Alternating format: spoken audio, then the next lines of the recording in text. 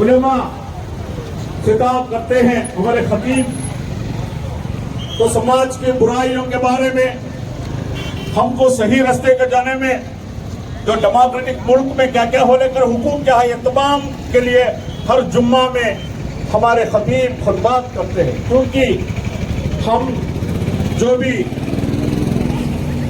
इस्लाम में दीन में रहने वाले सही रास्ते पे चले, रसूलुल्लाह सल्लल्लाहु अलैहि वसल्लम का वो सुन्नतों पर उस पे चले और बुराइयों से दूर रहे, गलतियों से दूर रहे, ये जिम्मेदारी उलमा का है। वो उलमा अल्हम्दुलिल्लाह अभी तक निभाने कार्य कर रहे हैं। वही काम हमारे हाफिज शहीद जो शहीद हुए अकमल साहब करते थे।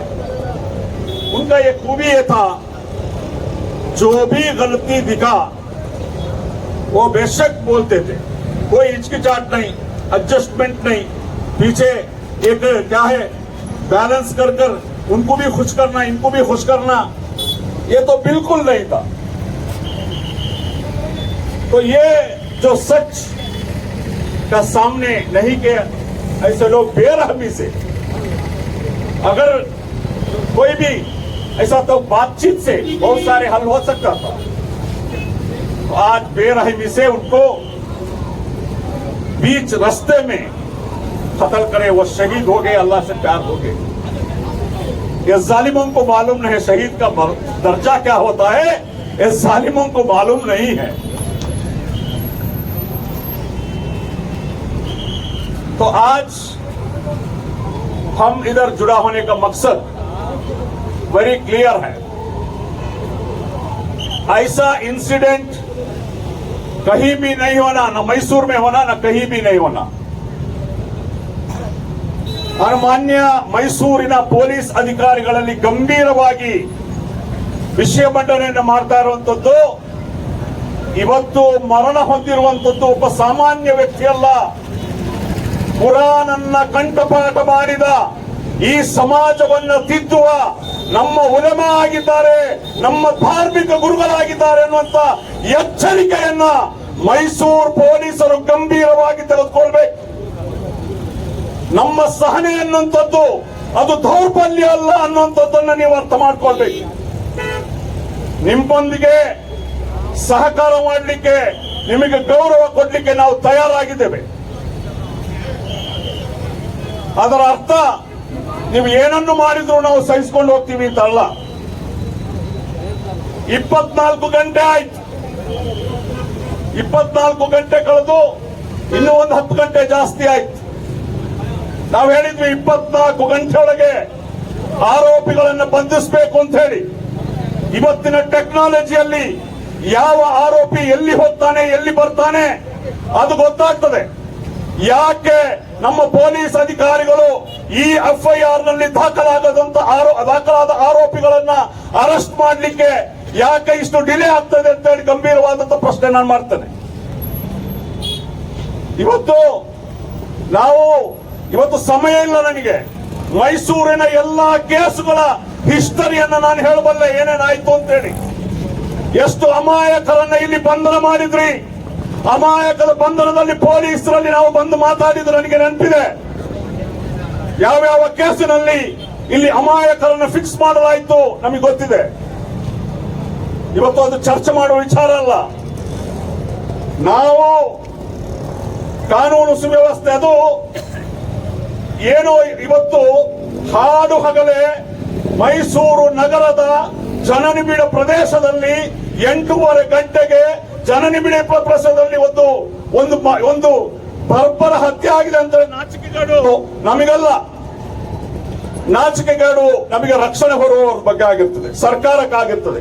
ಸರ್ಕಾರಕ್ಕೆ ಇದು ನಾಚಿಕೆಗೇಡು, ಸಿದ್ದರಾಮಯ್ಯನವರಿಗೆ ನಾಚಿಕೆಗೇಡು ಇದು, ಪರಮೇಶ್ವರ್ ಅವರಿಗೆ ನಾಚಿಕೆಗೇಡು ಇದು, ಕಾಂಗ್ರೆಸ್ ಸರ್ಕಾರಕ್ಕೆ ನಾಚಿಕೆಗೇಡು ಇದು, ಪೊಲೀಸ್ ಅಧಿಕಾರಿಗಳಿಗೆ ನಾಚಿಕೆಗೇಡು.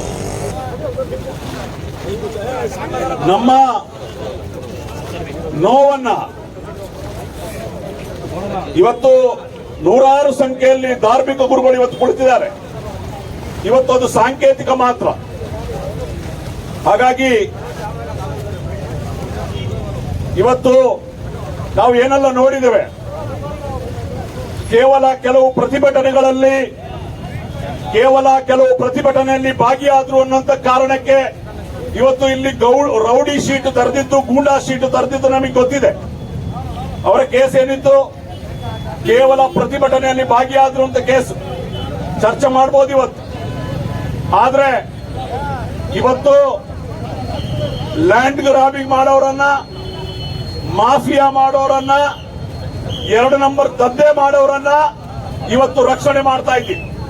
ನೇರವಾಗಿ ಹೇಳ್ತಾನೆ, ಇವತ್ತು ಲ್ಯಾಂಡ್ ಮಾಫಿಯಾವನ್ನ ತಡಿಲಿಕ್ಕೆ ಇವತ್ತು ಆಗ್ತಾ ಇಲ್ಲ. ಇವತ್ತು 2ನೇ ನಂಬರ್ ಅನ್ನ ಸ್ಟಾಪ್ ಮಾಡಕ್ಕೆ ಇವತ್ತು ಆಗ್ತಾ ಇಲ್ಲ. ಇವತ್ತು ಇಲ್ಲಿ ಮಾದಕ ದ್ರವ್ಯ ಗಾಂಜಾ ಇವತ್ತು ಇದಾಗಿದೆ, ಏನು ಮಾರ್ಕೆಟ್ ಅಲ್ಲಿ ಹಚ್ಚಿದೆ, ಕಂಟ್ರೋಲ್ ಮಾಡಕ್ ಆಗ್ತಾ ಇಲ್ಲ. ಯಾಕೆ ಕಾರಣ ಇದು ನಿಮಗೆ ಗೊತ್ತಿಲ್ವಾ? ಇದ್ರ ಹಿಂದೆ ಯಾರಿದ್ದಾರೆ ಅಂತೇಳಿ ಗೊತ್ತಿಲ್ವಾ? ಇಂತಹ ಕಾರಣಕ್ಕೆ ಇವತ್ತು ಅವರಿಗೆ ಲಿಬರಲ್ ಈ ಲ್ಯಾಂಡ್ ಮಾಫಿಯಾ, ಈ ಗಾಂಜಾ ವ್ಯವಹಾರಗಳು, ಈ ಮಾದಕ ವ್ಯವಹಾರಗಳು, ಇದನ್ನೆಲ್ಲವನ್ನ ನೀವು ಲೈಟ್ ಆಗಿ ತಗೊಂಡ ಕಾರಣಕ್ಕಾಗಿರ್ತದೆ ಇವತ್ತು ಈ ವಿಚಾರ ಹೇಳಿ. ಇವತ್ತಿನ ನಮ್ಮ ಪೊಲೀಸ್ ಕಮಿಷನರ್ ಅವರು ಏನು ಚಾರ್ಜ್ ತಗೊಂಡ್ರು, ಮೊದಲ ದಿನ ಅವ್ರನ್ನ ನಾನು ಭೇಟಿಯಾದೆ. ಮೊದಲ ದಿನ ನಾನು ಹೇಳಿದ್ದು ಅವರಿಗೆ, ಸರ್, ನಮ್ಮ ಮಕ್ಕಳ ಭವಿಷ್ಯ ಹಾಳಾಗ್ತಾ ಇದೆ, ಮೈಸೂರು ಮಾದಕ ದ್ರವ್ಯದ ಕೇಂದ್ರ ಆಗ್ತಾ ಇದೆ. ನೀವು ಕೇವಲ ಅವೇರ್ನೆಸ್ ಪ್ರೋಗ್ರಾಮ್ ಮಾಡಿ ಜಾಗೃತಿ ಮೂಡಿಸುವುದಲ್ಲ, ಚೈನ್ ಲಿಂಕ್ ಕಟ್ ಮಾಡಬೇಕು, ಸಪ್ಲೈ ಕಟ್ ಮಾಡಬೇಕು. ಎಲ್ಲಿಂದ ಇದು ಬರ್ತದೆ, ಎಲ್ಲಿ ಇದು ಸಪ್ಲೈ ಆಗ್ತದೆ, ಇದರ ನೇರ ಪರಿಣಾಮ ನಾವೀಗ ಅನುಭವಿಸ್ತಾ ಇರುವಂತದ್ದು. ಯಾಕೆಂತಂದ್ರೆ ಈ ಮಾದಕ ದ್ರವ್ಯಗಳು, ಈ ಲ್ಯಾಂಡ್ ಮಾಫಿಯಾ, ಈ ಭೂ ಮಾಫಿಯಾ ಇದಾಗಿರ್ತದೆ. ಇಲ್ಲಿ ಕಾನೂನು ಸುವ್ಯವಸ್ಥೆಗೆ ಇವತ್ತು ಈ ರೀತಿಯ ಥ್ರೆಟ್ ಆಗ್ತಾ ಇರುವಂತದ್ದನ್ನು ನೀವು ಅರ್ಥ ಮಾಡ್ಕೊಳ್ಬೇಕು. ಇವತ್ತು ಸ್ಟೇಷನ್ಗಳು ಇವರಿಗೆ ರಕ್ಷಣೆ ಕೊಡುವಂತ ಕೆಲಸ ಮಾಡಬಾರದು. ನಮಗೆ ನಮ್ಮ ಕಾನೂನು ಸುವ್ಯವಸ್ಥೆ ಸರಿಸುಮಾರು ಈ ನಗರದಲ್ಲಿ 10 ಕೋಟಿ ಜನರು ವಾಸ ಮಾಡ್ತಾ ಇದ್ದಾರೆ.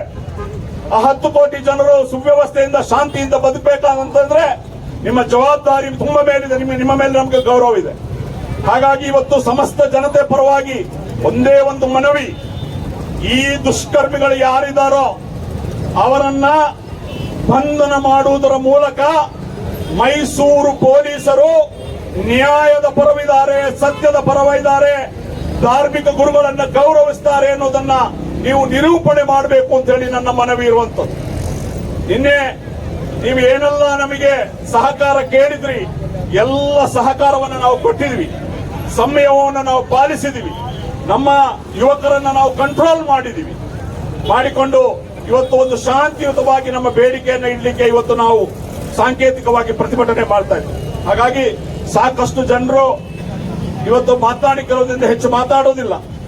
ನಮ್ಮ ಡಿಮಾಂಡ್ ಇಷ್ಟೇ, FIR ನಲ್ಲಿ ಇರುವಂತ ಎಲ್ಲರೂ ಕೂಡ, ಮತ್ತು ಇದಕ್ಕೆ ಇನ್ಯಾರು ಇದು ಇತರರು ಬಹುಶಃ FIR ನಲ್ಲಿ ಅದರ್ಸ್ ಅಂತ ಹಾಕ್ಲಿಲ್ಲ, ಹಾಕಿದ್ದಾರೆ. ಓಕೆ, ಹಾಕಿದ್ರು ಕೂಡ ಎಲ್ಲರನ್ನ ಯಾರು ಇದರಲ್ಲಿ ಭಾಗಿಯಾಗಿದ್ದಾರೆ, ಸಂಚು ರೂಪಿಸಿದ್ದಾರೆ, ಇದಕ್ಕೆ ಫೈನಾನ್ಸ್ ಮಾಡಿದ್ದಾರೆ, ಇದಕ್ಕೆ ಸಪೋರ್ಟ್ ಮಾಡಿದ್ದಾರೆ, ಅವರಿಗೆ ಅಕಾಮಿಡೇಷನ್ ಕೊಟ್ಟಿದ್ದಾರೆ, ಅವರನ್ನ ಟ್ರಾನ್ಸ್ಪೋರ್ಟ್ ಮಾಡಿದ್ದಾರೆ, ಎಲ್ಲರನ್ನ ಈ ಹಿಂದೆ ಯಾವ ಕೇಸಲ್ಲಿ ಏನೇನು ಮಾಡಿದ್ರು ಅಂತ ಹೇಳಿದ್ರೆ ಬೇಕಾದ್ರೆ ನಾವು ಮಾತಾಡಬಹುದು. ಹಾಗೆ ಈ ಕೇಸ್ನಲ್ಲೂ ಕೂಡ ಗಂಭೀರವಾಗಿ ಪರಿಗಣಿಸಿ ಆ ಕಲ್ಪ್ರಿಟ್ ಗಳನ್ನ ಅರೆಸ್ಟ್ ಮಾಡಿ ಆ ಕುಟುಂಬಕ್ಕೆ ಮತ್ತು ನ್ಯಾಯ ಒದಗಿಸಿಕೊಡ್ಬೇಕು. ಇವತ್ತು ಹಾಡು ಹಗಲೇ ಏನು ಅವರಿಗೆ ಅವರ ಕುಟುಂಬ ಇದೆ, ಆ ಕುಟುಂಬಸ್ಥರ ನೋವಲ್ಲಿ ನಾವು ಶಾಮೀಲಾಗ್ತಾ, ಅವರಿಗೆ ನ್ಯಾಯ ಯಾವಾಗ ಸಿಗುತ್ತೆ?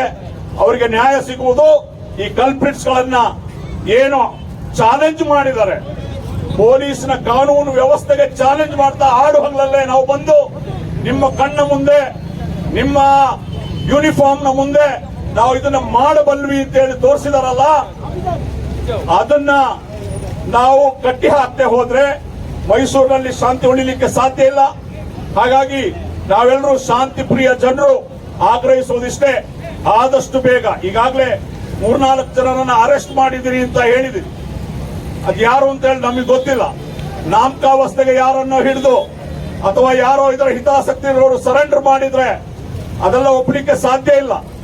ಇದರಲ್ಲಿ ಯಾರು ನಿಜವಾದ ಆರೋಪಿಗಳು, ಸಂಚುಕೋರರು ಪ್ರಮೋಟ್ ಮಾಡಿದ್ದಾರೆ ಅಂತವರನ್ನ ಬಂಧಿಸಿ ನಮಗೆ ನ್ಯಾಯ ಕೊಡಬೇಕು ಅಂತ ಅತಿ ವಿನಯದಿಂದ ತಮ್ಮನ್ನ ಆಗ್ರಹಿಸ್ತಾ ನನ್ನ ಮಾತನ್ನು ಮುಗಿಸ್ತೇನೆ. Thank you.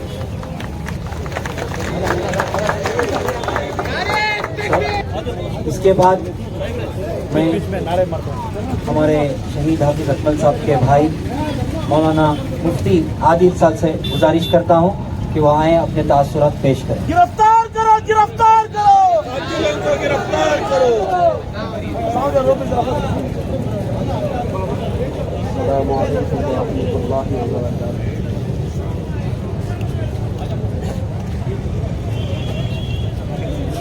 نحمده ونصلي على رسوله الكريم. أما بعد فأعوذ بالله من الشيطان الرجيم. بسم الله الرحمن الرحيم. إنما يخشى الله من عباده العلماء إلى آخره. صدق الله العظيم. قال النبي صلى الله عليه وسلم: العلماء ورثة الأنبياء، أو كما قال عليه الصلاة والسلام. معزز سامعین کرام، میں تمام حاضرین کا اور میڈیا والوں کا اور پولیس کے تمام آفیسروں کا حافظ اکمل صاحب کی جانب سے اور تمام میرے گھر والوں کی جانب سے دل کی گہرائیوں سے میں ان سب کا شکریہ ادا کرتا ہوں.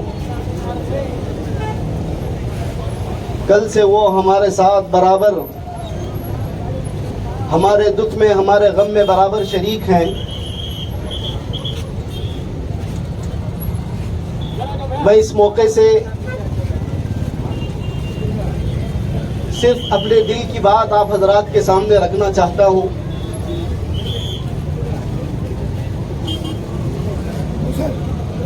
اللہ کے نبی صلی اللہ علیہ وسلم نے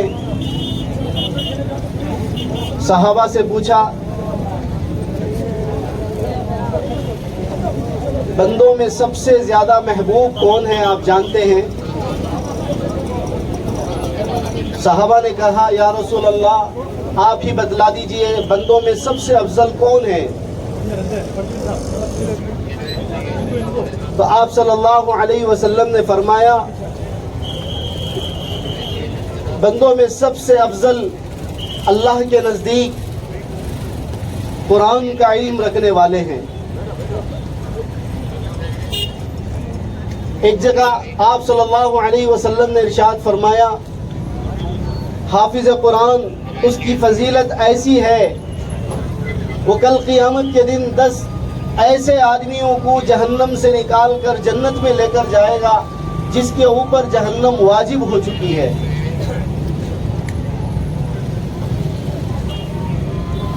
حافظ قرآن کی فضیلت جو ہے جگہ جگہ پر آپ صلی اللہ علیہ وسلم نے احادیث کے اندر یہاں تک کہ فرمایا، تو حافظ قرآن کا جگہ جگہ پر جو ہے اس کی فضیلتیں بیان کی گئی ہیں. حافظ اکمل صاحب بھی اسی نسبت میں اسی زمرے میں آتے ہیں کہ ان کو جو ہے قرآن سے تعلق تھا، علماء سے ان کا تعلق تھا، اور وہ خود بھی حافظ قرآن تھے. کل جب ان کو ہم بھائیوں نے غسل دینے لگے تو میں جب غور سے ان کو دیکھ رہا تھا تو ظالموں نے ان کو اس قدر بے رحمی سے اور بے صلہ رحمی سے ان کو مارا ہے کہ ان کا یہ ارادہ تھا کہ وہ جو ہے حافظ قرآن کی گردن کاٹ کر لے جانے والے تھے. ایسی جگہ پر انہوں نے وار کیا ہے.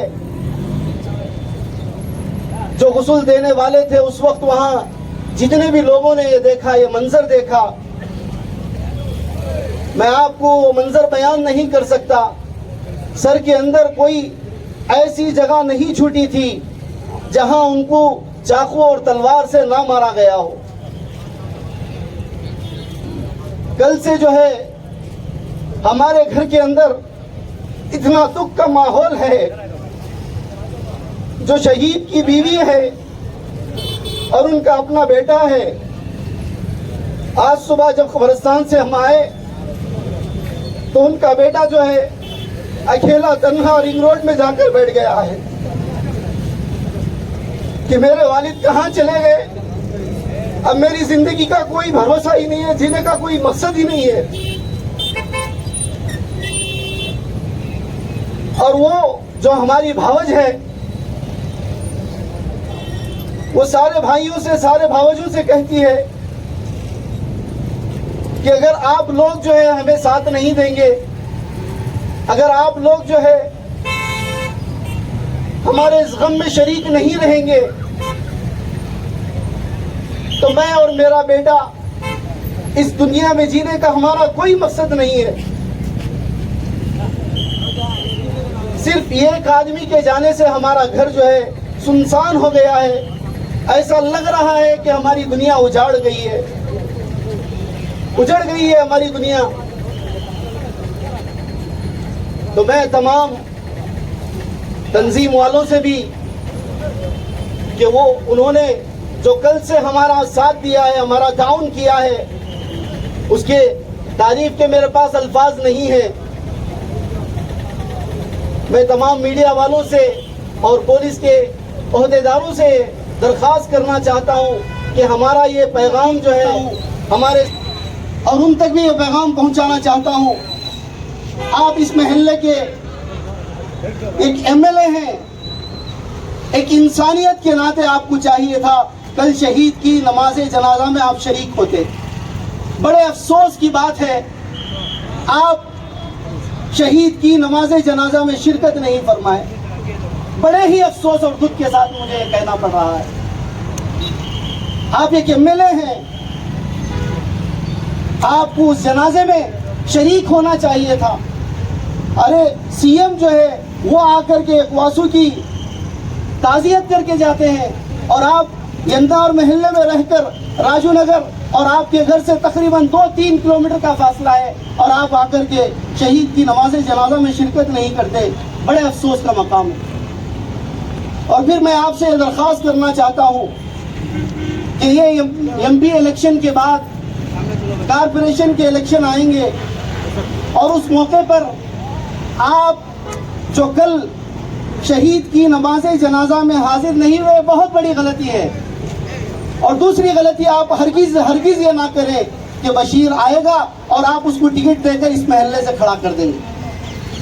क़तआन ये गलती आप हरगिज़ ना करें, वरना ये जो आवाम है ये सारा कुछ देख रही है और आपको जो है वक्त आने पर ये आवाम जो है आपको बताएगी। अगर आप जो है इसको टिकट दे करके इसको यहाँ से खड़ा करेंगे तो समझा जाएगा कि आप भी गुंडों का साथ दे रहे हैं। बस इन बातों पर मैं कहना चाहता हूँ कि आप तमाम हजरात जो है हाफिज शहीद अकमल साहब के लिए अपनी हर दुआ में उन्हें याद रखें और जो है उनके लिए दुआ करें। अल्लाह पाक जो है उनकी बाल बाल मग़फ़िरत फरमाए, करवट करवट जन्नत नसीब फरमाए और उनके अहले खाना को सब्र जमील अता फरमाए। आमीन व आखिरु दावाना अल्हम्दुलिल्लाह। ಇದು ಒಂದು ಖಂಡನಾ ಸಭೆ ಮಾತ್ರ ಅಲ್ಲ, ಮೈಸೂರಿನ ಸರ್ವ ನಾಗರಿಕರು ಆತ್ಮಾವಲೋಕನವನ್ನ ಮಾಡಿಕೊಳ್ಳುವಂತಹ ಒಂದು ಸಂದರ್ಭವೂ ಸಹ ಹೌದು. ಇಲ್ಲಿ ಒಬ್ಬ ಗೂಂಡ, ಒಬ್ಬ ಗಾಂಜಾ ವ್ಯಾಪಾರಿ ಒಂದು ಕ್ಷುಲ್ಲಕ ಕಾರಣಕ್ಕಾಗಿ ಹಾಫಿಜ್ ಬಿರುದನ್ನು ಪಡೆಕೊಂಡಂತಹ ಮೌಲಾನವನ್ನ ಹತ್ಯೆ ಮಾಡಿಕೊಳ್ಳುವುದಾದರೆ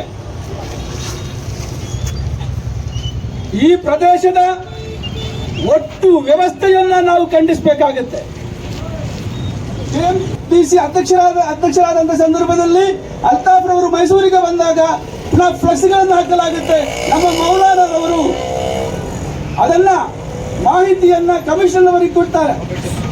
ಆದರೆ ಆ ಫ್ಲೆಕ್ಸ್ ಅನ್ನ ಸೋಷಿಯಲ್ ಡೆಮಾಕ್ರೆಟಿಕ್ ಪಾರ್ಟಿ ಆಫ್ ಇಂಡಿಯಾದ ಫ್ಲೆಕ್ಸ್ ಅನ್ನ ತೆಗೆದ ಆ ಸ್ಪಿರಿಟ್ ಏನಿದೆ ಅದು ಕಮಿಷನ್ ಅವರಿಗೆ ಇಲ್ಲ ಅನ್ನುವಂಥದ್ದು ಶಹೀದ್ ಅಕ್ಮಲ್ ಅವ್ರಿಗೆ ಗೊತ್ತಾದ ಅವರು ವಿಡಿಯೋವನ್ನು ಹಾಕ್ತಾರೆ. ಆ ವಿಡಿಯೋ ಆಗಿರ್ತದೆ. ಇವತ್ತು ಅವರು ಶಹೀದ್ ಆಗಲಿಕ್ಕೆ ಒಂದು ಕಾರಣ. ಹಾಗಾದರೆ ಇಲ್ಲಿ ಪ್ರಪ್ರಥಮವಾಗಿ ಖಂಡಿಸಬೇಕಾದದ್ದು ಈ ಕಾರ್ಪೊರೇಷನ್ ಶರಣಾಗತಿಯಲ್ಲ ಅನ್ನುವಂಥದ್ದನ್ನ ನೀವು ಅರ್ಥ ಮಾಡಿಕೊಳ್ಬೇಕಾಗಿದೆ. ಆದರೆ ಇಲ್ಲಿರುವಂತಹ ಕಾನೂನನ್ನು ಕಾಪಾಡುವಂತಹ ವ್ಯವಸ್ಥೆಗಳು ಸರಿಯಾದ ರೀತಿಯಲ್ಲಿ ಕಾನೂನನ್ನು ಜಾರಿಗೆ ತಂದಿಲ್ಲ ಅಂತ ಹೇಳಿ ಆದರೆ, ಆರೋಪಿಗಳನ್ನ ಬಂಧಿಸಿಲ್ಲ ಅಂತ ಹೇಳಿ ಆದರೆ, ನಾವು ಗಡುವನ್ನು ಕೊಟ್ಟಿದ್ದ 24 ಗಂಟೆ. ಓಕೆ, ಇಲ್ಲಿ ನಿಮಗೆ ಬೇಕಾದದ್ದು ಈ ಪಿತೂರಿಯ ಹಿಂದಿರುವಂತಹ ವ್ಯಕ್ತಿಗಳನ್ನಾದ್ರೂ ಅರೆಸ್ಟ್ ಮಾಡಬೇಕಾದದ್ದು. ಕೇವಲ 4-5 ಮಂದಿಯನ್ನ ತೋರಿಕೆಗಾಗಿ ಅವರನ್ನ ಅರೆಸ್ಟ್ ಮಾಡಿದ್ರೆ ಆಗಲ್ಲ. ಆ ರೀತಿ ಈ ವ್ಯವಸ್ಥೆ ಪುನಃ ಮಾಡುವುದಾದ್ರೆ ಈ ಮೌನ ಖಂಡಿತವಾಗಿಯೂ ನಾಳೆ ಜ್ವಾಲಾಮುಖಿ ಆಗ್ಬಹುದು ಅನ್ನುವಂಥ ಸಂದೇಶವನ್ನ ಈ ಸಂದರ್ಭದಲ್ಲಿ ನಾನು ಎಚ್ಚರಿಕೆಯನ್ನ ಕೊಡ್ತಾ ಇದ್ದೀನಿ. ಅದಕ್ಕೆ ಅವಕಾಶವನ್ನ ಮಾಡಿಕೊಡದೆ ಕಾನೂನು ವ್ಯವಸ್ಥೆಯನ್ನ ಸರಿಪಡಿಸಿಕೊಂಡು ಹೋಗುವಂತ ಜವಾಬ್ದಾರಿ ಇಲ್ಲಿಯ ಪೊಲೀಸರಿಗಿದೆ. ಇಷ್ಟೊಂದು ವಿಚಾರಗಳನ್ನು ಮಾತನ್ನು ಮುಗಿಸ್ತಾ ಇದ್ದೀನಿ. ನಿನ್ನನ್ನು ಎಚ್ಚರಿಸಲಿಕ್ಕೆ, ನಿನ್ನನ್ನು ತಿದ್ದಲಿಕ್ಕೆ ಎಲ್ಲಿರುವಂತಹ ಜನತೆ ಸಾಕ್ಷಿಯಾಗಬೇಕು ನಾನು ಹೇಳಿ ಇಚ್ಛೆ ಪಡ್ತಾ ಇದ್ದೀನಿ. ನಮ್ಮ ಕಟ್ಟ ಕಡೆಯ ಕಾರ್ಯಕರ್ತರು ಸಹ ನೀನು ಮಾಡಿದ ತಪ್ಪನ್ನ ಇದು ತಪ್ಪು ಅನ್ನುವಂತ ಧೈರ್ಯ ಇರುವಂತ ಆ ಎಜುಕೇಶನ್ ಅನ್ನು ಕೊಟ್ಟಂತ ಒಂದು ಮೂವ್ಮೆಂಟ್ ಆಗಿರ್ತದೆ ಇಲ್ಲಿ ಕುಳಿತಿರುವಂತಹ ಬಹುಸಂಖ್ಯಾತರು. ಇದನ್ನು ಅರ್ಥ ಮಾಡಿಕೊಳ್ಬೇಕಾಗಿದೆ. ಇದಕ್ಕೆ ಯಾವುದೇ ಅವಕಾಶವನ್ನ ಕೊಡದೆ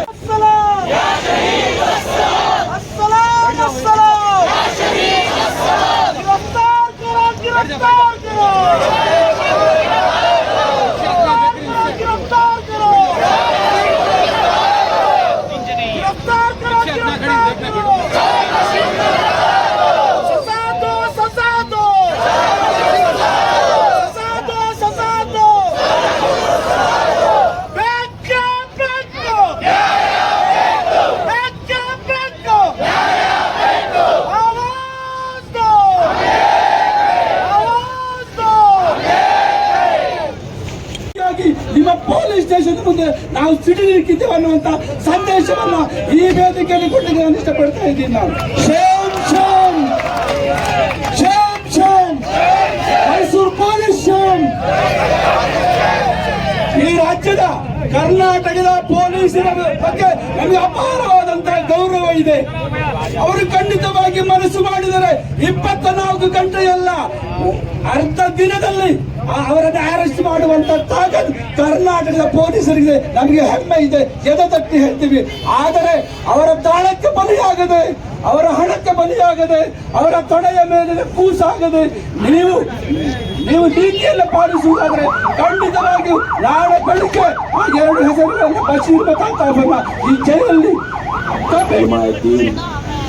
और आए हुए तमाम नौजवान साथियों और मेरे दोस्तों और मेरे भाइयों, कल जो परसों में जो मेरे भाई को दुश्मनों ने करवा लगा, लेकिन उनको हाजिमा नहीं हुआ। लेकिन मैं मेरा भाई कर नहीं बोल रहा हूँ। हमने तो 8 भाई हैं, 8 के 8 भी अगर हम शहीद हो जाएंगे तो ये मौत बुरे नहीं नसीबे वालों को मिलती है। मेरी माँ ने मुझे एक ही सिखा कर गया था, ए बेटा सच बोलना, सच के सिवा झूठ नहीं बोलना। अगर तेरा जनाजा जब भी जाए तो तेरे जनाजे की नमाज में हर आदमी जुड़ना। ये मैंने पैगाम मेरे हाफिज अकमल को देखा कि उसके जनाजे के अंदर जो मेरी माँ कहती थी वो मजमा जुड़कर मुझे दिखा दिया, ताकि सच बोलता था। मैंने मेरे भाई को रोकता था, मैंने उसे वेट करता था, ऐ भाई सच मत बोल, तुझे जो चाहिए मैं दूंगा। अल्लाह की कसम आपके सामने मैं सच बोल रहा हूँ। अगर एक भी बात अगर मैं आपके सामने गलत बोलूं तो मेरा भाई मुझे गिरेबान पकड़कर क़यामत के दिन मुझे मेरे अल्लाह के सामने खड़ा दे। बहुत रोकने की कोशिश की, ताकि डर कर नहीं, अल्लाह की कसम अगर से मैं ऐलान करता हूँ, जो मेरे साथ में जो मेरा दोस्त था बशीर, لیکن میں نے اس کی دوستی کی فرض نبھائی. لیکن میں اسے اعلان کرتا ہوں ہر چیز سے, تاکہ جو میرے بھائی کو انہوں نے مارا, لیکن میسور کے اندر کبھی بھی اور کسی کو بھی نہ مارے. میں پولیس حافظ سوروں سے یہی کہتا ہوں تاکہ اس بشیر کو ارسٹ کرے, اس کے جیل و جیل کے پیچھے ڈالے, دوستی میں رہ کر, تاکہ انہوں نے خنجر جو ہمیں پیٹ کے پیچھے جو ہم نے بوکھا ہے, لیکن کاش میرا بھائی جو اس کو کہا سچ کہا تھا. لیکن مجھے دکھ تھا, لیکن اس کی سچائی ان کو کڑوی لگے گی. کاش مجھے بول دیتا یا علماء میں یہ بات رکھ دیتا, چاہے پولیس اسٹیشن میں کمپلینٹ دیتا تھا تو اس کا کھول جوڑ ہو جاتا. اگر اس کی مردانگی تھی تو باقاعدہ اس کے سامنے سے وار ہوتا, یا ہمیں اعلان کرتا تو ہمیں خود جنگ کے لیے تیار ہو جاتے. یہ کہاں کی انصاف ہے بشیر بھائی؟ تو نے جو کیا ہے نامردہ کام کیا ہے, پچھلوں کا کام کیا ہے. کاش میرے جیسا تو ایک ماں کا مرد کا بچہ ہوتا. اللہ کی قسم تو نے علماء کو دھکے سے نہیں مارتا. تو جو مارا ہے پیچھے سے وار کیا ہے, علماء دین کو گردن پر مارا ہے. لیکن میں نے آج میرے بھائی کا ویڈیو دیکھا ہے, 200 سال کی جو پچھلے کی سٹوری تھی ٹیپو سلطان کی, جو اس کا لاسٹ اعلان تھا میرے بھائی کا, 200 سال کی زندگی سے وہ ایک زندگی بہتر ہے. جو ٹیپو سلطان نے جو کہا کر جو شہید ہوئے, جو ویسے ہی سیم ویسے ہی شہید ہوا تھا میرا بھائی. لیکن سر کٹا دوں گا, سر کسی کے سامنے نہیں جھکاؤں گا. ویسے ہی انہوں نے سر کٹا دیا.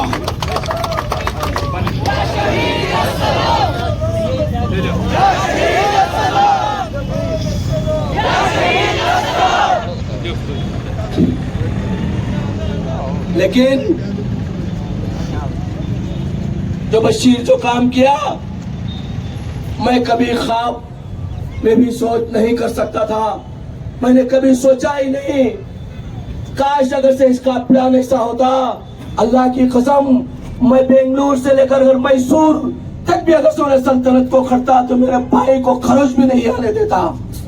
لیکن دھوکے سے مارنا, پیچھے سے وار کرنا, یہ نامردوں کا کام ہے بشیر, نامردوں کا کام ہے. مرد کا بچہ ہوتا تو اب جا کر کمپلینٹ دیتا, یا خود اب الفاظ منہ سے دیتا, یا علماء دین کے پاس رکھ دیتا کہ یہ علماء ایسا آپ کو میں جو غلط کہا ہے, ان علماء کے پاس رکھ دیتا تو انصاف دلا دیتی. تو نے جو کام کیا میں نہیں, یہاں تک قیامت تک بھی یہاں کی عوام تجھے معاف نہیں کرے گی. اللہ کی قسم تو لیڈر نہیں, یہاں سے بنگلور تک بھی اگر سے کھڑ جائے گا تو کبھی لیڈر نہیں بنے گا. میں نے 15 سال اس شانتی نگر کے اندر خدمت کی ہے. 35,000 آدمی تھے میرے ووٹرز کے, میرے ووٹ کے اندر پورا حصہ میرا تھا. صرف تجھے 5,000 میرے ووٹ میرے ایریا سے کٹ کر تجھے دیے تھے. 35,000 آدمی کو پوچھو پورے یہاں پر بیٹھے ہیں. اللہ کی قسم جو مجھے گالی دیتا تو میں اس کے گھر کے پاس جا کر کیوں گالی دیا, میں نے پوچھ کر اسے گلے لگا لیتا. مجھے کس وجہ سے, میری غلطی کیا ہے. میں اس کے گھر کے پاس, بچہ بھی اگر سے مجھے ڈانٹ دیتا تو میں اس کے گھر کے پاس جا کر گلے لگا لیتا. یہ تو علماء دین ہے, تجھے گالی دی ہے, دکھاؤ تیری سچائی پیش کرے ہیں. ایسے تو الیکشن میں ہر ایک کی سچائی سامنے آ جاتی ہے. جب بھی میرے ایریا کے اندر جو بھی مجھے ڈانٹ دیتے تو میں فوراً اس کے گھر کے اندر چلا جاتا. آج تک اللہ کی قسم پورے ڈپارٹمنٹ کے اندر, پوری پولیس کے اندر اٹھا کر دیکھو, پنڈو کا ایک ریکارڈ 15 سال کے اندر کہیں بھی اگر سے بنا ہے تو کل مجھے قتل کر دو. یہاں پر جو عوام بیٹھی ہے, اگر مجھے ایک چھوٹا سا بھی کیس پڑا ہے تو کل میرا قتل کر دینا. میرے دوستوں, میرا بولنے کا مقصد, میرا بھائی جو قربان ہوا ایک شہید مرتبہ تھا. یہ نصیبے والوں کو ملتی ہے, لیکن اس کے بچوں کا کیا ہوگا, اس کی بیوی کا کیا ہوگا؟ میں سب کچھ دوں گا، گھر دوں گا، پیسہ دوں گا، لیکن میرے بھائی کو لا کر کہاں سے دوں گا؟ لیکن کبھی سوچا تھا اے پلان بنانے والے بشیر، تو سوچا تھا کہ اس کی جورو کا کیا ہوگا، اس بچے کا کیا ہوگا، اس بچی کا کیا ہوگا؟ کبھی سوچا؟ مارنے سے پہلے سوچنا ہوگا، اگر میں مار دوں تو شہید ہو گیا، اللہ کرنے چلا گیا۔ لیکن ایک نیک انسان تھا اکمل بھائی، میں اسے دائنتا تھا، میں اسے روکتا تھا، ہر چیز سے میں بچا لے کر جاتا تھا تاکہ کوئی سا بھی ایک حادثہ نہ ہو۔ لیکن یہ نہیں سوچا کہ اسے غفلت سے پیچھے سے وار ہوتا ہے۔ اللہ کی قسم، سامنے سے لڑائی ہوتی ہے، اعلان کرتے ہیں، فون کرتے ہیں، بلاتے ہیں، تو جب بھی بھائیوں کو بلایا جاتا ہے تو سب سے پہلے میں ہی سامنے جاتا ہوں تاکہ مجھ جیسے کو کاٹ دیا جائے، مجھ جیسے کو شہید کر دیا جائے، لیکن میرے بھائی بچ کر رہے۔ کبھی میرے بھائیوں کو یہی سوچا ہے، لیکن اسے جو دھوکے سے مارنا، جو پلان بنا کر مارنا، تو نے غلط کام کیا ہے۔ بس میں یہی ساری عوام سے یہی کہنا چاہتا ہوں کہ اس بشیر کو سزائے موت ہو، سزائے موت ہو۔ اگر پولیس ڈپارٹمنٹ سے، میں سدرامیا سی ایم جی سے یہی کہنا چاہتا ہوں، اور میرے ایم ایل اے سے بھی یہی کہنا چاہتا ہوں، تاکہ مجھ جیسے انسان کو انصاف ملے، اور سارے پریواروں کے اندر میرے بھائی کو ہی، میرا بھائی کر نہیں کہہ رہا ہوں، پورے میسور کے اندر ابھی کبھی بھی علماء کے اندر ایسا ناجائز، نالائق، ایسا ناچیز، گندی نالی کا کیڑا جو ایک مولانا کو مارتا ہے، تو آپ سوچئے کہ عام پارٹی کو کیا کر سکتا ہے۔ میرے دوستوں، ایسے آدمی سے بات بھی کرنا فرعون سے بات کرنے کے برابر۔ اگر سے اس کا ساتھ کوئی دیں گے، چاہے میں ایم ایل اے کو ہو، چاہے کوئی پالیٹکس کے آدمی کو، اگر اس کا ساتھ دینا فرعون کا ساتھ دینے کے برابر۔ کل قیامت کے دن وہ میرا بھائی پوچھے گا، اگر اس کا ساتھ دیں گے تو وہ اکمل مولانا عرش کے سائے میں کھڑا کر قیامت کے دن ان کا گریبان پکڑ کر پوچھے گا کیا غلط کہہ دیا تھا، سچائی پیش کی تھی۔ ارے ہم جیسے انسانوں کو ہر آدمی کہا تھا کہ فلانا فلانا فلانا، ہم خود مجرم، ہم خود قبول کر لیے تھے، ہاں میں مجرم ہوں، ہاں میں چور ہوں 20 سال پہلے۔ آج نہیں، میں خود قبول کیا تھا، لیکن یہ 5 سال کر راج کیا کر علماء دین کو مار دیا۔ ڈالو اگر سے اور عہدے اگر سے ملے تو اللہ کی قسم یہ کیا نہیں کر سکتا۔ ارے پیچھے سے وار کرانے والا بزدل ہے تو، پیچھے سے وار کرانے والا نامردہ ہے تو۔ مرد کا بچہ ہوتا، اللہ کی قسم تو یہاں پر اسٹیج پکڑ کر تو بات کرتا۔ تیری ماں تجھے چھاتی کا دودھ نہیں پلایا ہے تجھے۔ میرے دوستوں، میرے بھائیوں، میں پولیس ڈپارٹمنٹ سے یہی کہتا ہوں، میرا بھائی کر نہیں کر رہا ہوں، تاکہ ہر ایک کو بھی 3 آدمی کو مار دیا، چھوٹ بھی گیا، لیکن اس بار جو مارا ہے علماء دین کو مارا ہے۔ بس اسے سزائے موت ہونا ہے، ہمارا مقصد اسے سزائے موت ہونا ہے۔ یہ لیڈر نہیں ہے، یہ گنڈا ہے، یہ گنڈا ہے۔ میں تمام غوثیہ نگر کے واسیوں سے کہتا ہوں، 15 سال 10 سال میں نے تمہاری خدمت کی ہے، صرف 5 سال میں نے چھوڑ دیا تھا وارڈ ڈیویٹ ہونے کی وجہ سے۔ ہر ایک ماں، ہر ایک نوجوان میرا ویڈیو دیکھنا ہوگا، 10 سال میں نے تمہاری خدمت کی ہے، ہر روڈ کو میں نے ڈالا ہے، 5 کروڑ روپیہ لا کر میں نے اس رستے کو بنایا ہے۔ انہیں نے صرف دبئی، صرف بینگلور، صرف گنڈا گری یہ کر لے کر پھرا ہے۔ میں نے جو 24 گھنٹے رہ کر ایرے کے اندر کام کیا ہے، ہر ایک غوثیہ نگر کے آدمیوں سے کہتا ہوں، اگر سے وہ الیکشن کو کھڑے تو اس کو جواب دینا پڑے گا۔ اگر اس کو جتایا، اللہ کی قسم ہمیں یقین ہمارے رب پر نہیں رہے گا، لیکن میں آپ لوگوں کے سامنے کہہ رہا ہوں، ایسے گنڈا گیری کو اٹھا کر پھٹکا دے۔ نہیں چاہیے ہمیں وہ گنڈا، نہیں چاہیے وہ گنڈا راج، نہیں چاہیے ایسا گنڈا راج۔ اگر میں گنڈا گیری کر رہا ہوں، اگر میں غلط کر رہا ہوں، کل مجھے بھی اٹھا کر پھٹکا دیجیے، کل مجھے بھی اٹھا کر پھٹکا دیجیے۔ میرے دوستوں، آپ کے ہاتھ میں آپ کے ہاتھ میں ایریا بچانا، آپ کے ہاتھ میں گنڈا گیری کو بچانا،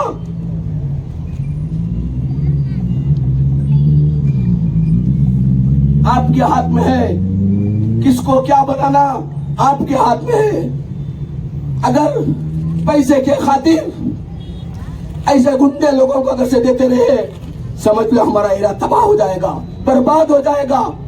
اچھے آدمی کو دے تاکہ آپ کی خدمت کرے، تاکہ آپ کے ساتھ میں رہے۔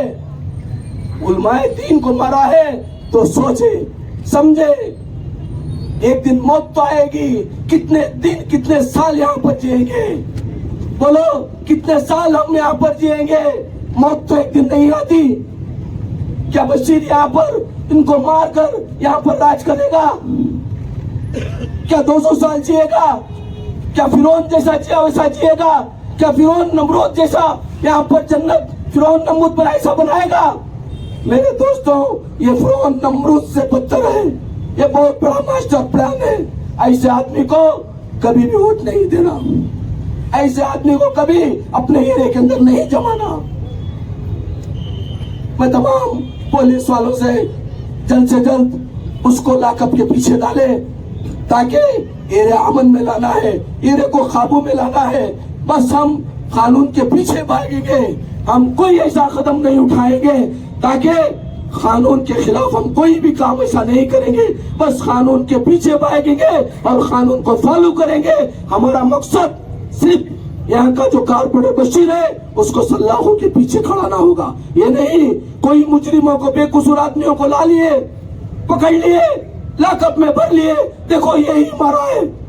اللہ کی قسم، کوئی مانے یا نہ مانے، میں ماننے والا نہیں ہوں۔ ایک دن میں بھی مرنا ہے، ایک دن بشیر بھی مرنا ہے، موت تو ایک دن آئے گی۔ لیکن کاش اسے ایک ٹانگ کاٹ دیتا تو میں تیری دوستی قائم رکھتا، کاش اس کا ہاتھ بھی کاٹ دیتا تو میں تیری دوستی قائم رکھ دیتا۔ لیکن تو نے جو مارا ہے، اللہ کی قسم، لیکن ایک علماء دین کا سر دھڑ سے نکال کر اس کا، میرا بھائی نے کہا تھا، عادل بھائی نے ان کا مقصد صرف منڈی کاٹ کر لے کر جانا۔ میرے دوستوں، طاقت تو پیچھے بہت جنوں کی مارنے کی مجھے بھی ہے، لیکن اللہ کا حکم نہیں ہے، اللہ کا حکم نہیں ہے۔ بہت ساری طاقت ہے، اللہ نے دولت دیا، اللہ نے مجھے خاندان بھی دیا، میرا خاندان 10,000 کا ہے میسور کے اندر، 10,000 کا۔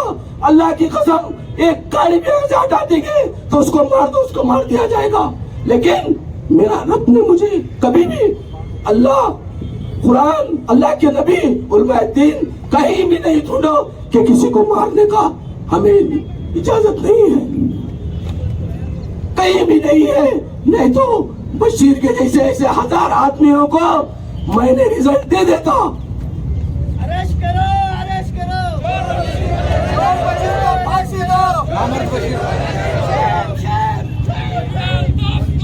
لیکن میرے میں وہ قوت بھی ہے، وہ طاقت بھی ہے سوال کا جواب دینے کا، لیکن میں نہیں دوں گا۔ یہ نہیں، میں ڈر کر، اسلام مجھے اجازت نہیں دیتا۔ اسی کی وجہ سے 15 سال میں نے لوگوں کی خدمت کی، آج کو بھی میں خدمت کر رہا ہوں، انشاءاللہ مرتے دم تک بھی میں خدمت کرتا رہوں گا۔ لیکن یہ حادثہ اور کہیں بھی پورے میسور کے اندر نہ ہو، اسی کے سلسلے سے آپ لوگوں کو جو بھی نمائندہ چننا ہے، جو بھی آپ کو کارپوریٹر چننا ہے، حق والا، بولنے والا، کام کرنے والا، ایسے آدمی کو چنے۔ اللہ کی قسم، ایسے مارنے والے کو کبھی بھی نہ چنے۔ اللہ کا واسطہ، اللہ کے رسول کا واسطہ، ایسے آدمیوں کو نہ چنے۔ چند پیسے کے خاطر اگر تم ایسے آدمیوں کو چن لیں گے، تباہی، بربادی، کل آپ بھی مرنا ہوگا، کل آپ بھی اللہ کو جواب دینا ہوگا کہ میں نے بے پیسے کی خاطر کوئی گنڈے کو چنا، کوئی مجرم کو چنا، علماء دین کو مارنے والے کو چنا۔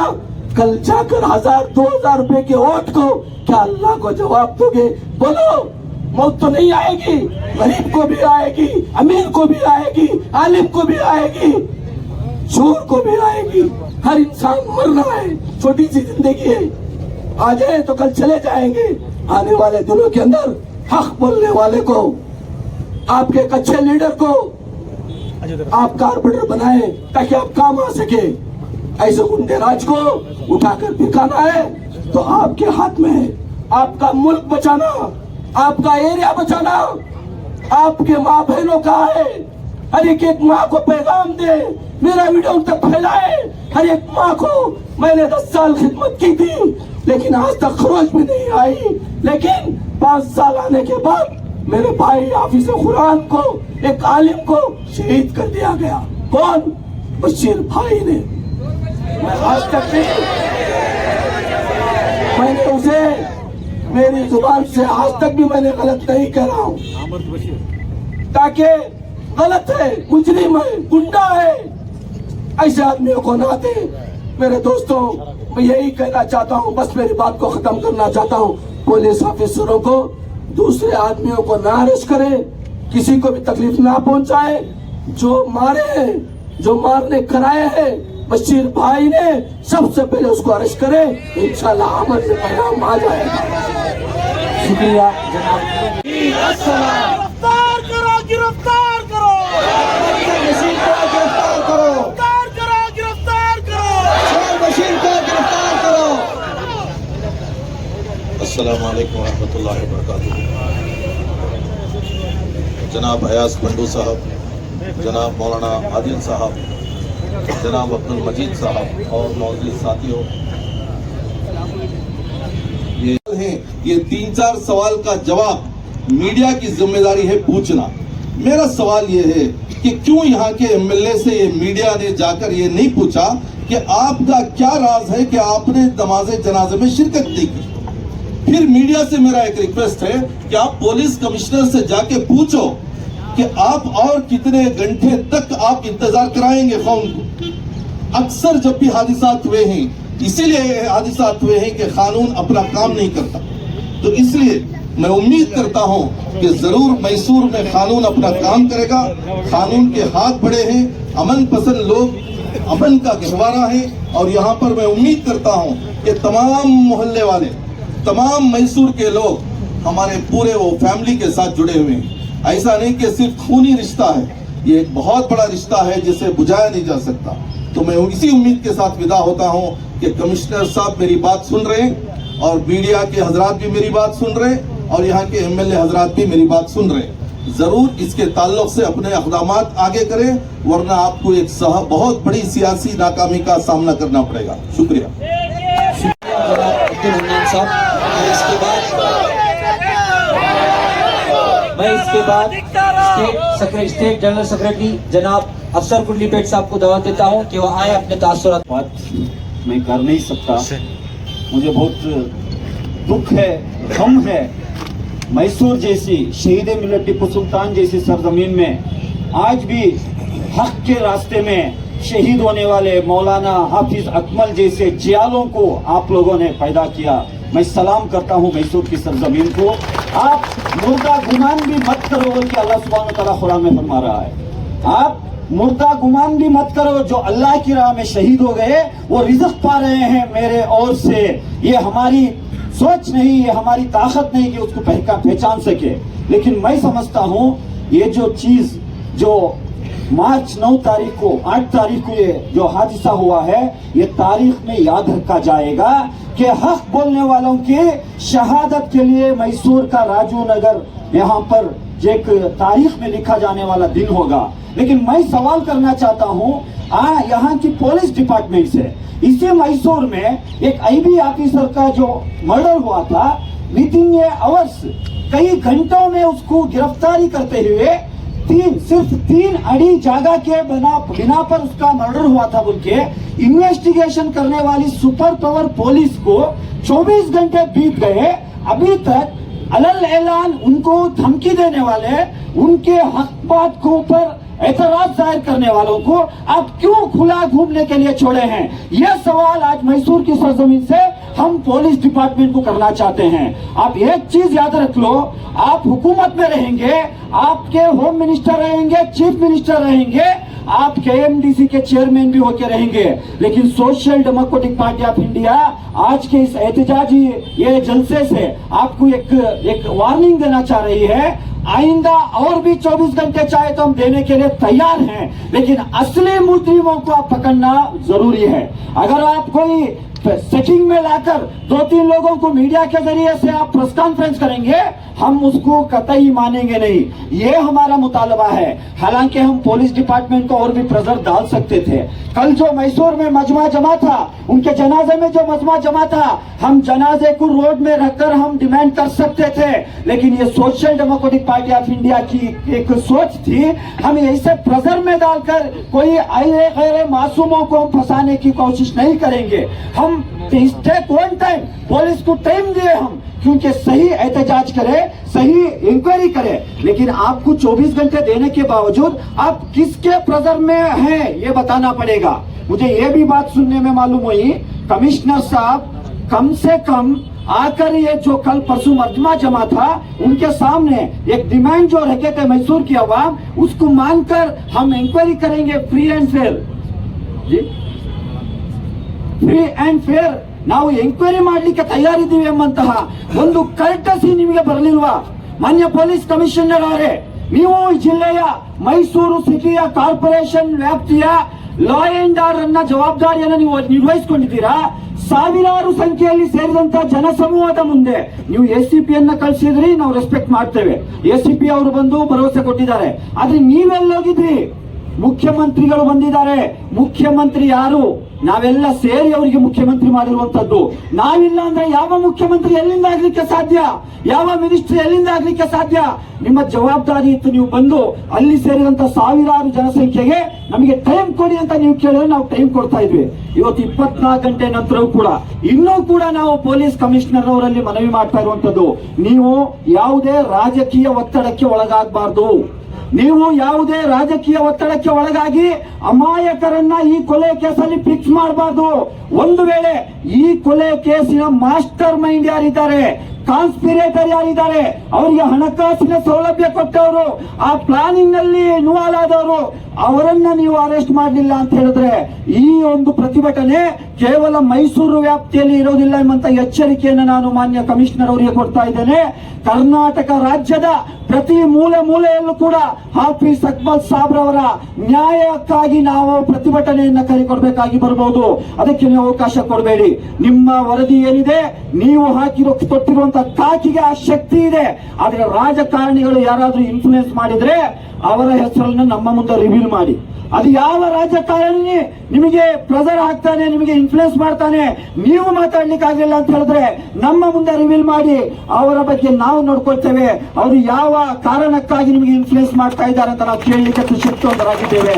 ಇವತ್ತು ಮೈಸೂರಿನ ಈ ಮಣ್ಣಿನಲ್ಲಿ ಶಹೀದ್ ಮಿಲ್ಲತ್ ಟಿಪ್ಪು ಸುಲ್ತಾನ್ ರವರು ಹೇಗೆ ಕೊಟ್ಟಂತಹ 100 ದಿನ ಇಲಿಯಾಗಿ ಬಾಳೋಕ್ಕಿಂತ 1 ದಿನ ಹುಲಿಯಾಗಿ ಬಾಳ್ತೀನಿ ಅಂತ ಹೇಳಿ ನಮ್ಮನ್ನು ಅಗಲಿರುವಂತಹ ಹಾಫೀಜ್ ಕಲೀಂ ರವರಿಗೆ ನಾನು ನನ್ನ ಹೃದಯಾಂತರಾಳದ ಅಭಿನಂದನೆಯನ್ನ ಸಲ್ಲಿಸ್ತಾ ಇದ್ದೇನೆ. ಯಾಕಂತ ಹೇಳಿದ್ರೆ ಅವರು ಸತ್ಯ ಮತ್ತು ನ್ಯಾಯ ಮಾತಾಡಿದ ಕಾರಣಕ್ಕಾಗಿ ಅವರ ಕೊಲೆ ಮಾಡಲಾಗಿದೆ. ಒಂದು ಮಾತನ್ನ ನೆನಪಿಟ್ಕೊಳ್ಳಿ, ಅವರ ತಲೆಗೆ ಏನು ತಲವಾರಿನ ಏಟನ್ನ ನೀವು ಕೊಟ್ಟಿದ್ದೀರಾ ಕೊಲೆಗಡುಕರೆ, ಅವರ ತಲೆಗೆ ಏನು ತಲವಾರಿನ ಏಟನ್ನು ನೀವು ಕೊಟ್ಟಿದ್ದೀರಾ. ಆ ತಲವಾರಿನ ಏಟಿನಿಂದ ಚಿಮ್ಮಿರುವಂತಹ ಒಂದೊಂದು ರಕ್ತದ ಕಾಯಿಯಿಂದ ಸಾವಿರಾರು ಹಾಫೀಜ್ ಅಕ್ಮಲ್ಗಳು ಇವತ್ತು ತಯಾರಾಗಿದ್ದಾರೆ. ನ್ಯಾಯಕ್ಕಾಗಿ ಸತ್ಯಕ್ಕಾಗಿ ಬೆಳೆಯಲಿಕ್ಕೆ ಸಾವಿರಾರು ಲಕ್ಷಾಂತರ ಹಾಫೀಜ್ ಅಕ್ಮಲ್ಗಳು ತಯಾರಾಗಿದ್ದಾರೆ ಎಂಬಂತಹ ಸಂದೇಶವನ್ನ ನೀಡ್ತಾ ಕೊನೆಯದಾಗಿ ನಾನು ರಿಕ್ವೆಸ್ಟ್ ಮಾಡ್ಕೊಳ್ಳೋದು ಇಷ್ಟೇ. ಇವತ್ತಿನ ಈ ಖಂಡನ ಸಭೆಯ ಮುಖಾಂತರ ಅವರ ಫ್ಯಾಮಿಲಿ ಮೆಂಬರ್ಸ್ ಒಬ್ರು ರಿಕ್ವೆಸ್ಟ್ ಮಾಡಿದ್ರು, ಅವರು ಉರ್ದುದಲ್ಲಿ ಮಾತಾಡಿದ್ರು, ನಿಮಗೆ ಅರ್ಥ ಆಗಿದೆಯೋ ಇಲ್ವೋ. ಮಾಧ್ಯಮಗಳ ಮುಖಾಂತರ ಮಾನ್ಯ ಮುಖ್ಯಮಂತ್ರಿ ಅವರಿಗೆ ನಾನು ಕೇಳ್ತಾ ಇದ್ದೇನೆ, ಇಲ್ಲಿ ಒಬ್ಬ ಗುಂಡ, ಇಲ್ಲಿ ಒಬ್ಬ ರೌಡಿ ಶೀಟರ್ ಕೊಲೆ ಆದ್ರೆ 25 ಲಕ್ಷ ನೀವು ಘೋಷಣೆ ಮಾಡ್ತೀರಾ? 25 ಲಕ್ಷ ನಿಮ್ಮ ತೆರಿಗೆ ಹಣವನ್ನು ನೀವು ಘೋಷಣೆ ಮಾಡ್ತೀರಾ? ಅವ್ರು ಏನ್ ಕೇಳ್ತಾ ಇದ್ದಾರೆ ಅವ್ರ ಫ್ಯಾಮಿಲಿ ಮೆಂಬರ್ಸ್? ಮುಖ್ಯಮಂತ್ರಿ ಒಟ್ಟಿಗೆ ಒಂದು 10 ನಿಮಿಷ ಮಾತಾಡ್ಲಿಕ್ಕೆ ನಮಗೆ ಅವಕಾಶ ಕೊಡಿ. ನಾಚಿಕೆ ಆಗೋದಿಲ್ವಾ ನಿಮಗೆ ಮುಖ್ಯಮಂತ್ರಿ ಸಿದ್ದರಾಮಯ್ಯನವರೇ? ಇದೇ ಮೈಸೂರಿನಿಂದ ಅಲ್ವಾ ನೀವು ಗೆದ್ದೋಗಿರುವಂತದ್ದು? ನಾಚಿಕೆ ಆಗೋದಿಲ್ವಾ ನಿಮ್ಗೆ? ಏನ್ ಕೇಳ್ತಾ ಇದ್ದಾರೆ ಅವರು? ವಿಧಾನಸೌಧ ಬರ್ಕೊಡಿ ಅಂತ ಕೇಳಲಿಲ್ಲ ಅವರು. ನಿಮಗೆ ಒಂದು 10 ನಿಮಿಷ ಮಾತಾಡ್ಲಿಕ್ಕಿದೆ ಅಂತ ಹೇಳಿ ನಾನು ಹೇಳ್ತಾ ಇದ್ದೇನೆ. ಅವ್ರಿಗೆ ನೀವು ಅಪಾಯಿಂಟ್ಮೆಂಟ್ ಕೊಡೋದಲ್ಲ, ಇದು ನಿಮ್ಮ ಜವಾಬ್ದಾರಿ. ನಾಳೆ ನಾಡ್ದು ಅವರ ಮನೆಗೆ ನೀವು ವಿಸಿಟ್ ಮಾಡ್ಬೇಕು, 50 ಲಕ್ಷ ರೂಪಾಯಿ ಪರಿಹಾರವನ್ನು ಘೋಷಣೆ ಮಾಡಬೇಕಂತ ಹೇಳಿ ನಾನು ಆಗ್ರಹ ಮಾಡ್ತಾ ಇದ್ದೇನೆ. ಯಾಕೆಂತ ಹೇಳಿದ್ರೆ ಇವರು ನಮ್ಮ ಅತ್ಯುನ್ನತ ಧಾರ್ಮಿಕ ಗುರುಗಳಾಗಿದ್ರು. ಅವರಿಂದ ಈ ಸಮಾಜದಲ್ಲಿ ಆಗ್ತಾ ಇದ್ದಂತಹ ಅಂಕುಡೊಂಕುಗಳನ್ನ, ಸಮಾಜದಲ್ಲಿ ಆಗ್ತಾ ಇದ್ದಂತಹ ಅನ್ಯಾಯ, ಅಕ್ರಮ, ಅನೀತಿಗಳನ್ನ ಘಂಟಾಘೋಷವಾಗಿ ವಿರೋಧಿಸ್ತಾ ಇದ್ರು ಎಂಬ ಕಾರಣಕ್ಕೆ ಅವರ ಕೊಲೆ ನಡೆದಿದೆ ಅಂತ ಹೇಳಿದ್ರೆ ಇದು ಸರ್ಕಾರದ ಜವಾಬ್ದಾರಿ. 50 ಲಕ್ಷ ಪರಿಹಾರ ಕೊಡಬೇಕು. ಇನ್ನೊಂದು 24 ಗಂಟೆ ಅವಕಾಶ ಬೇಕಾದ್ರೆ ನಾವು ಕೊಡ್ಲಿಕ್ಕೆ ತಯಾರಿದ್ದೇವೆ. A1 A2 ಯಾರೇ ಆಗಿರಲಿ ಆ ಆರೋಪಿಗಳನ್ನ ಬಂಧಿಸಿ ಜೈಲಿನ ಸಲಾಕೆ ಒಳಗೆ ಹಾಕಬೇಕು ಅಂತ ಹೇಳಿ ನಾನು ಈ ಸಂದರ್ಭದಲ್ಲಿ ಆಗ್ರಹಿಸ್ತಾ ನನ್ನ ಮಾತಿಗೆ ನಾನು ವಿರಾಮನ ಹಾಕ್ತಾ ಇದ್ದೇನೆ. अस्सलाम अस्सलाम या शहीद अस्सलाम अस्सलाम अस्सलाम या शहीद अस्सलाम. मैं इसके बाद